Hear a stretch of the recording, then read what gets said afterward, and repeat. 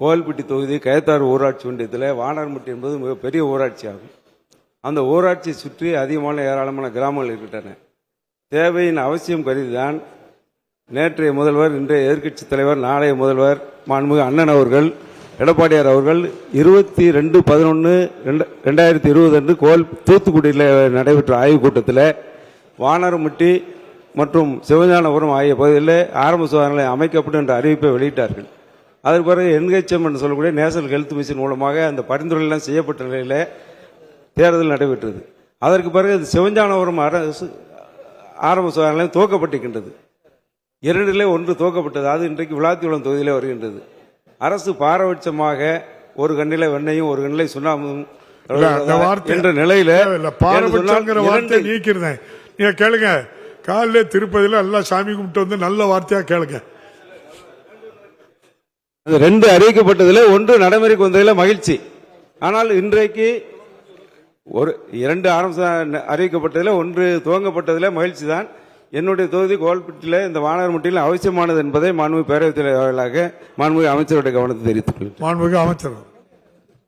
மாண்புமிகு பேரவைத் தலைவர் அவர்களே, அவர் சொன்ன இந்த வானர்முட்டி ஊராட்சியின் மக்கள் தொகை என்பது 5871 மட்டுமே.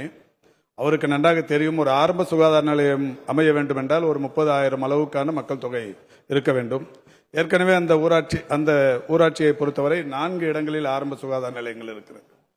மாண்புமிகு உறுப்பினர் அவர்கள் சொன்னதைப் போல அவர் சார்ந்திருக்கிற அந்த தொகுதியில் மட்டுமே இந்த அரசு பொறுப்பேற்றதற்கு பிறகு மாண்புமிகு தமிழ்நாட்டின் முதலமைச்சர் அவர்கள் எந்த கட்சியை சார்ந்த உறுப்பினர் என்றெல்லாம் பாகுபாடு பாராமல் இதுவரை இந்த துறையில் மட்டுமே அவர் நிதி ஒதுக்கி தந்து செயல்படுத்தியிருக்கிற பட்டியல்களை போட்டால் நீண்ட நேரமாகும். அதுவும் குறிப்பாக அவருடைய தொகுதியில் ஊரணி தெருவில் ஸ்ரீராம் நகர் பகுதியில் 2 நகர்ப்புற நலவாழ்வு மையங்கள், இலுப்பையூரணி, அத்திக்குளம், விஜயாபுரி, கழுகாசலபுரம், செட்டிக்குறிச்சி, காமநாயக்கன்பட்டி, சிவஞானபுரம் ஆகிய இடங்களில் 8 துணை சுகாதார நிலைய கட்டிடங்கள், கீழேரல் மற்றும் கடம்பூர் ஆரம்ப சுகாதார நிலையங்களில் வட்டார பொது சுகாதார அலகு கட்டிடங்கள், அதேபோல் கழுகுமலை, கடம்பூர் மற்றும் கயத்தார் ஆகிய 3 ஆரம்ப சுகாதார நிலையங்களில் ஆயுஷ் நலவாழ்வு மையங்கள், கழுகுமலை மற்றும் கீழேரல் ஆகிய பகுதிகளில் 2 ECG கருவிகள்.